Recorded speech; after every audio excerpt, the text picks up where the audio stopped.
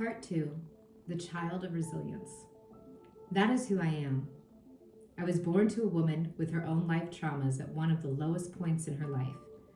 Standing in the aftermath of a divorce, a child custody battle, remarried, and having a baby under the age of 2 with chronic colic, filing for bankruptcy, and then suddenly, a positive pregnancy test.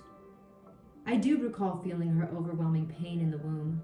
Many nights she looked out at the sky and at each star as a promise from her creator that they were in control. I feel it in the fibers of my creation, the heavy sobs, the feeling of insanity and great disconnect that she carried. It is in my marrow. I was the exact answer to prayer my mother did not desire or request. I was a surprise that she made the best of and struggled with the most. My mother loved me as her child to the best of her ability, but her attunement and understanding of me was at absolute zero.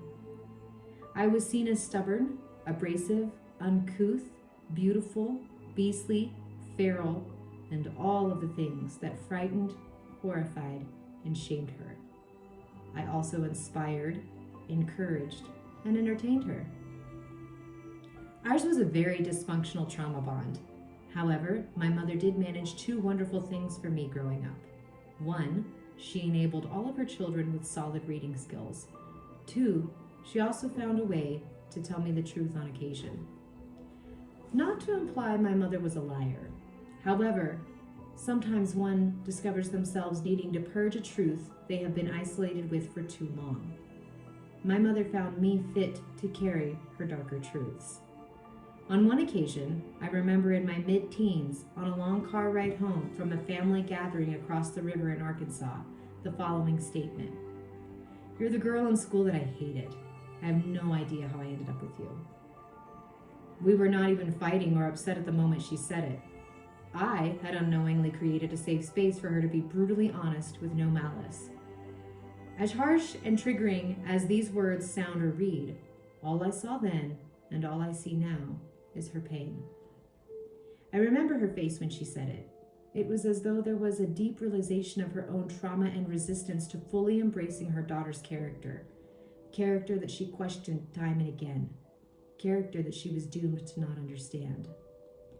Another time she informed me, upon learning that I'd been molested as a toddler by a family member, that she couldn't understand how one could ever make anything but poor decisions from that kind of wound. What I did not know then, and what I could not have even known until now, is that my mother absolutely understood trauma.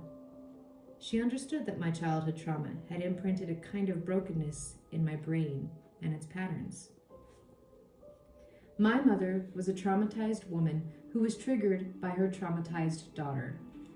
We both cycled through sarcasm, twisted humor, and passive-aggressive behaviors in order to coexist with some kind of functionality.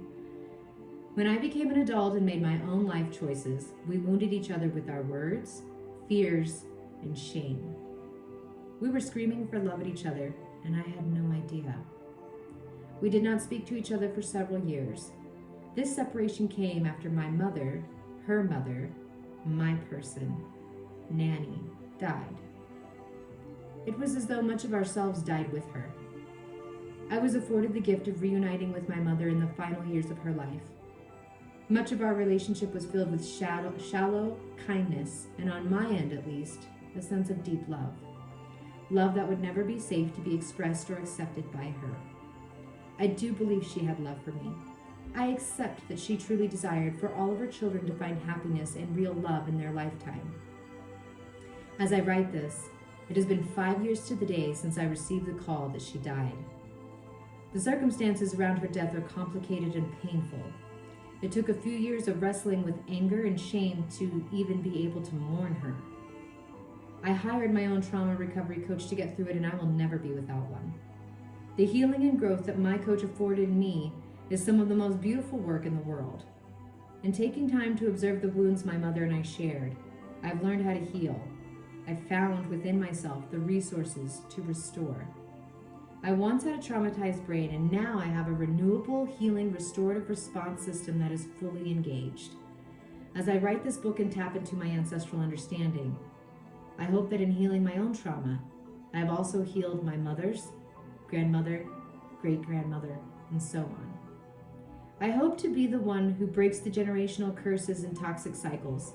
I desire to be in alignment, rooted with all of the ancestors in ever-healing and presence and thought. I'm the child of resilience, and I sit in the wounds we have collectively suffered, and I choose to transmute their energy into compassion for the world. In doing so, I invite the world, you the reader, to join me in courage and curiosity on this compassion journey.